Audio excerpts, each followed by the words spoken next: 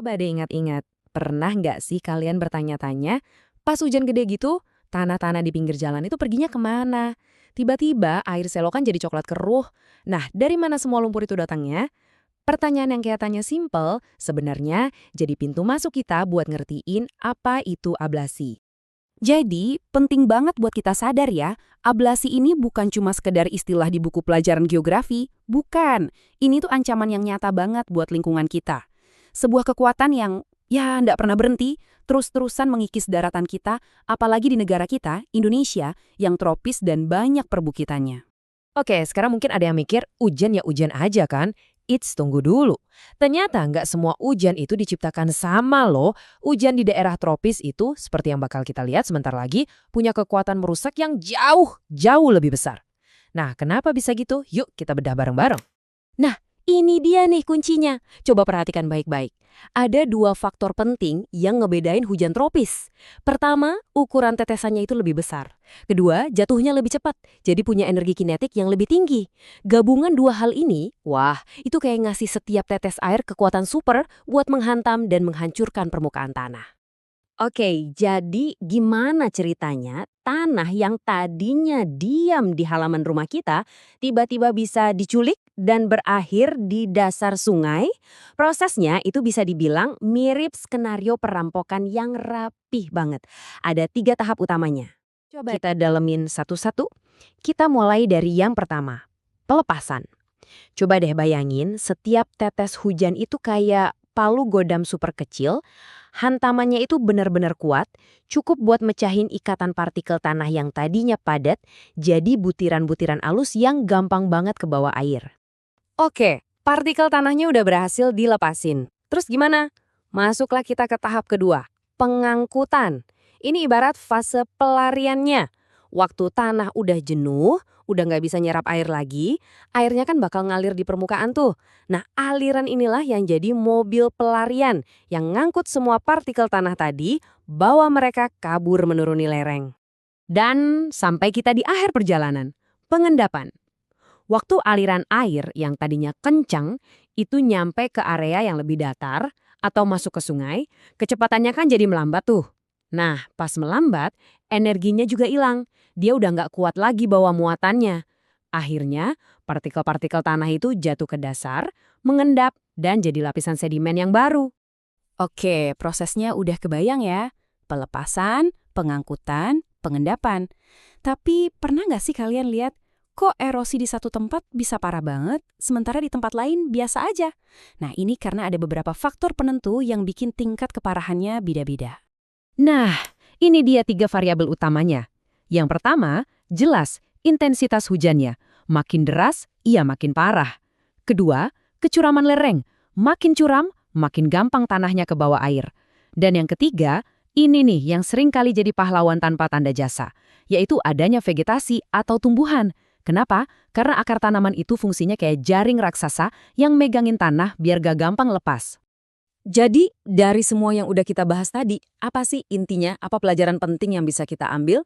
Memahami ablasi itu ternyata bukan cuma soal ilmu pengetahuan alam, tapi ini penting banget buat kita ngerti gimana lingkungan di sekitar kita bekerja dan gimana dia bisa berubah. Intinya, poin kuncinya adalah ini. Jangan pernah sekali-kali meremehkan kekuatan satu tetes air hujan. Karena jutaan bahkan miliaran tetesan air ini yang masing-masing dampaknya kelihatan kecil, kalau digabungin, wah, kekuatannya itu bisa membentuk ulang seluruh bentang alam. Dan proses ini jangan lupa terjadi terus-menerus tanpa henti setiap kali hujan turun. Nah, sebagai penutup, saya mau ninggalin satu pertanyaan buat kita renungkan bareng-bareng. Dengan tanah yang terus-menerus dicuri oleh ablasi, kira-kira masa depan lanskap kita ini bakal kayak gimana ya? Masa depan sungai-sungai kita, lahan pertanian kita. Ini bukan pertanyaan gampang, tapi sesuatu yang penting banget buat kita pikirkan bersama. Abrasi itu adalah kekuatan alam yang benar-benar bisa mengubah peta secara permanen. Dampaknya luar biasa besar dan terjadi dalam skala waktu yang kadang sulit banget kita bayangkan. Jadi, gimana caranya kekuatan super dahsyat ini bekerja? Yuk, kita coba bedah mekanismenya satu persatu. Buang jauh-jauh bayangan air yang dengan lembut membelai batu. Abrasi itu lebih mirip serangan mekanis tanpa henti, yang energinya datang dari kekuatan lautan yang, ya, luar biasa. Ternyata lautan itu punya 3 senjata andalan untuk menghancurkan daratan. Penasaran apa aja? Mari kita lihat satu persatu. Oke, ini dia 3 metode utamanya. Masing-masing punya cara kerja yang unik tapi semuanya saling berhubungan dan bekerja sama. Kita mulai dari yang pertama ya. Senjata pertama, tindakan hidraulik. Ini semua tentang kekuatan udara yang kejebak. Jadi, pas ombak raksasa menghantam tebing, ombak itu menyuntikkan udara dengan tekanan super tinggi ke setiap celah dan retakan batuan. Kedengarannya aneh kan? Gimana ceritanya udara doang bisa menghancurkan batu yang kokoh? Nah, kuncinya itu ada di tekanan. Coba deh bayangin, ini tuh seperti ada ribuan ledakan-ledakan kecil yang terjadi setiap kali ombak surut. Satu ledakan mungkin efeknya kecil, tapi kalau ribuan ledakan terjadi selama ribuan tahun, tebing sekuat apapun akhirnya bakal hancur juga. Lanjut ke senjata kedua, korasi. Biar gampang kita sebut aja ini efek amplas. Kenapa? Karena lautan itu nggak pernah datang dengan tangan kosong. Airnya selalu penuh dengan material yang siap mengikis. Proses ini tuh nggak ada capeknya. Setiap ombak itu bawa amunisinya sendiri. Pasir, kerikil, sampai serpihan batu. Terus semua material itu digesekkan dengan keras ke tebing.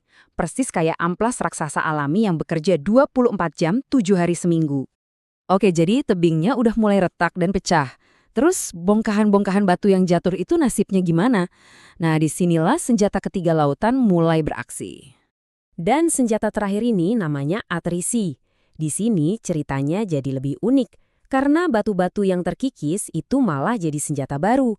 Bongkahan batu yang udah jatuh ke bawah itu nggak cuma diam, ombak terus menggulung dan membanting mereka satu sama lain. Ini bisa kita bayangkan seperti mesin penggiling batu alami yang super besar.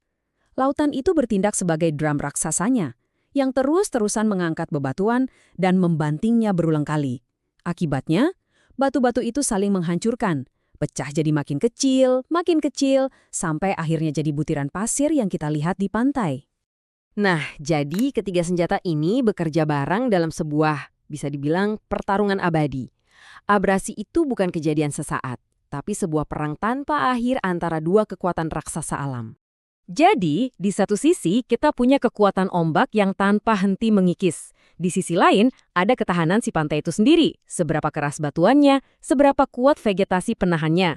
Nah, cepat atau lambatnya abrasi ini pada akhirnya ditentukan oleh siapa yang lebih kuat dalam pertarungan ini. Ini jadi pertanyaan yang penting banget buat kita renungkan.